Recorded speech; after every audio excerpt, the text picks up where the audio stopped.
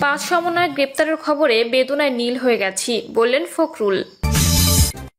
এবং সর্বশেষ জানাবো, লাইভে কান্নাজড়িত কণ্ঠে উমামা, জুলাই কেন মানি মেকিং মেশিন হবে।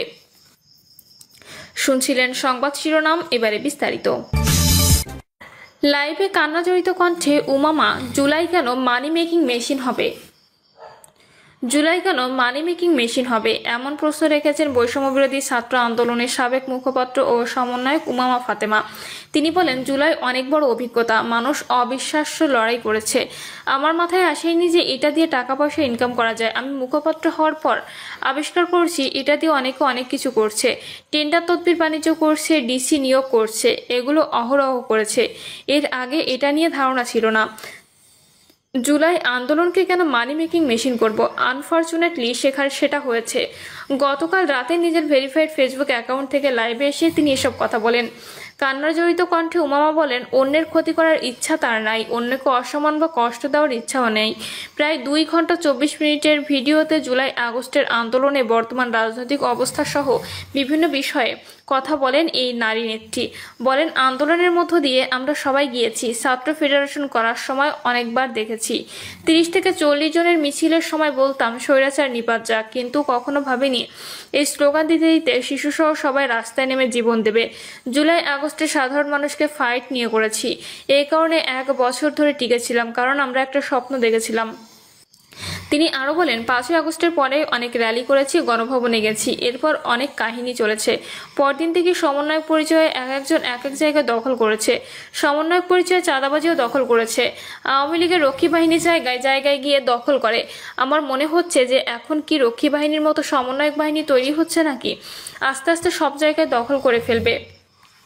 উমামা ফাতেমা বলেন, 5ই আগস্টের পর আর পারছিলাম না। দেশকে আরো বড় কিছু দেওয়ার চিন্তা থেকে ফেডারেশন থেকে সরে গিয়ে স্বাধীনভাবে কাজ শুরু করি। তখন আমি বৈষম্য বিরোধী আন্দোলন থেকে বিচ্ছিন্ন ছিলাম, আমাকে ডাকতো না। কারণ হতে পারে আমি প্ল্যাটফর্মটি বন্ধ করে দিতে বলেছিলাম। জুলাই আন্দোলনের সমন্বয়কদের ভূমিকা প্রসঙ্গে তিনি বলেন, 52, 62 এবং 158 জন সমন্বয়ক যে হয়েছে সেগুলো সেভাবে ফাংশন করেছিল না। মানুষ স্বতঃস্ফূর্তভাবে যোগ দিচ্ছিল। তবে সমন্বয়ক টার্মটা সে সময় দরকার ছিল, যাতে সবাইকে কানেক্ট করা যায় না। আমার কাছে মনে হয়েছে সমন্বয়কদের চেয়ে অন্যদের সহযোগিতা বেশি পেয়েছিলাম। আগস্টে শেখ হাসিনা সরকারের পতনের পর সমন্বয়কদের অনেকে কর্মকাণ্ড প্রসঙ্গে উমামা বলেন, সমন্বয়ক বাহিনী হয়তো সেভাবে অস্ত্র দিয়ে হয়নি, কিন্তু তখন সবার সঙ্গে আলাপ করে আমার মনে হয়েছে এখন আসলে বৈষম্য বিরোধী প্ল্যাটফর্মের আসলে দরকার কি। এটা তো শুধু ছাত্রদের, এখন দরকার সবাইকে অ্যাকোমোডেট করা যায় সেটা ভাবা উচিত। বৈষম্য বিরোধী আন্দোলন থেকে গণ অভ্যুত্থান হয়েছে, তাদের আর কি বা করার আছে, এটা আরো বেশি ছড়িয়ে দেওয়া উচিত। বৈষম্য বিরোধী আন্দোলন থেকে যাওয়ার কারণে অনেকগুলো ডিমেরিট আমরা ভোগ করেছি। মন্তব্য করে উমামা বলেন, ওইগুলো বলার কারণে আমি প্রচুর শত্রু বানিয়ে ফেলেছি। এত মানুষ আমাকে খারাপ ভাবা শুরু করে যে আমি রীতিমতো তবদা খেয়ে যাই। পরে জেলায় জেলায় গিয়ে দেখেছি অনেক ভালো ভালো ছেলে কিছু করতে চায়, ওরা দেশটাকে পুনর্গঠন করবে। বৈষম্য বিরোধী আন্দোলনের সাবেক নেত্রী আরো বলেন, অনেকে বলেন যে আমি কত হাজার কোটি টাকা কামাইছি, তাদের আমি বলতে পারি আমার একটি ভালো জীবন আছে, ভালো পরিবারের সদস্য, এত খারাপ অবস্থা আসে নাই। আমার স্কলারশিপের জন্য প্রয়োজন নাই, আমার পরিবারের সাপোর্ট আছে, তারা চায় আমি দেশের জন্য কিছু করি। 5ই আগস্টের পট পরিবর্তনে যুক্তরাষ্ট্রের সম্পৃক্ততা নেই বলছেন সাবেক মার্কিন কূটনীতিক।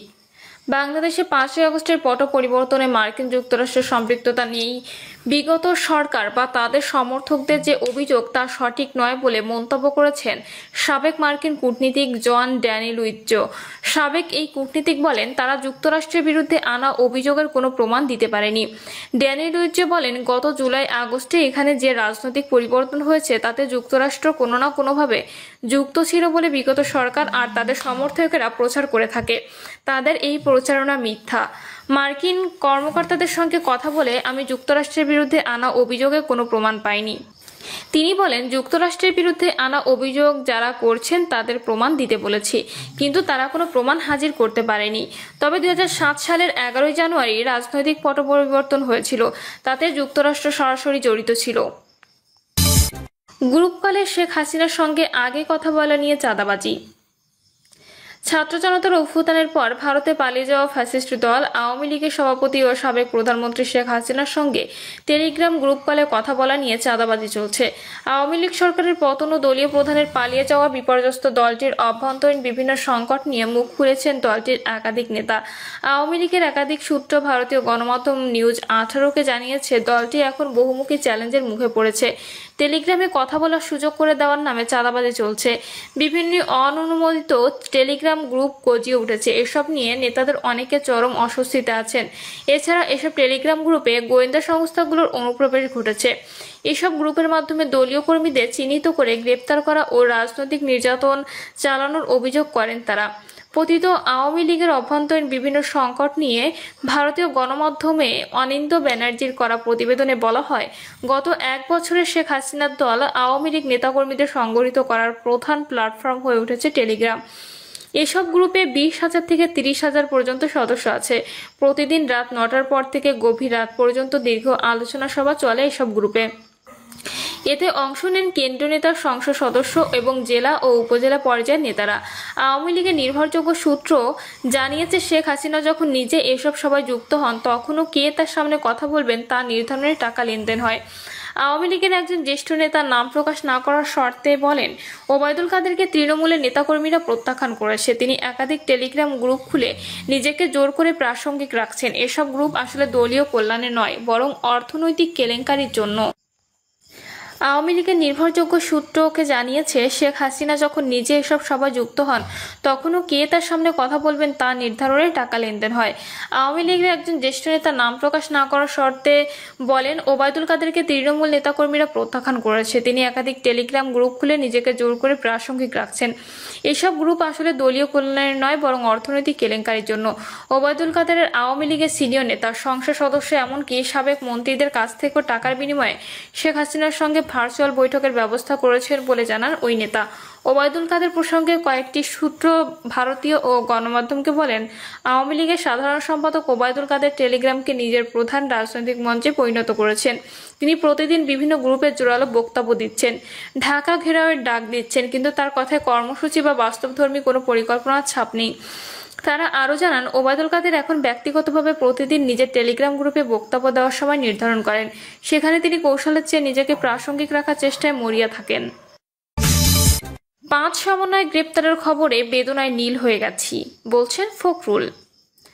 একজন সাবেক সংসদ সদস্যের কাছ থেকে 50 লাখ টাকা আদায় করতে গিয়ে 5 জন সমন্বয় গ্রেপ্তার হয়েছেন। পত্রিকায় এমন খবর দেখে বেদনায় নীল হয়ে গেছেন বিএনপির মহাসচিব মির্জা ফখরুল ইসলাম আলমগীর। বিএনপির মহাসচিব বলেন, আজ যখন পত্রিকা খুললাম, বেদনায় একেবারে নীল হয়ে গেছি।